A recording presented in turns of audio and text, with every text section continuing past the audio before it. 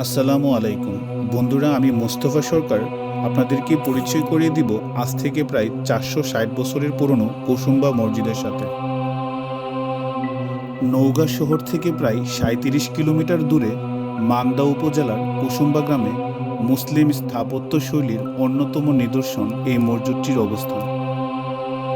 1558 থেকে 1569 সালের মধ্যে এই মসজিদটি নির্মাণ করা হয়েছে বলে উল্লেখ করা হয়েছে।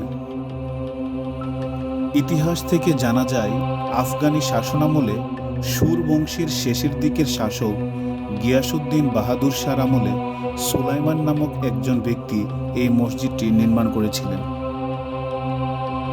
মসজিদের ভিতরের এক কোণায় স্তম্ভের উপর একটি মতো আসন রয়েছে। ধারণা করা হয় এই আসনে বসেই তৎকালীন কাজী এবং বিচারকগণ বিচার কার্য পরিচালনা করতেন।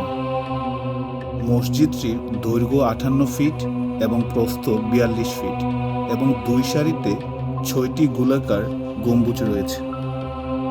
চারদিকে প্রাচীরে ঘেরা মসজিদটির মূল গাঁথুনি ইটের হলেও এর সম্পূর্ণ দেয়াল এবং ভিতরের হেলান সম্পূর্ণ পাথরের তৈরি। মসজিদের সম্মুখভাগে 77 বিঘা জমির উপর রয়েছে বিশাল দিঘি এবং সুন্দর সান বাঁধানো ঘাট।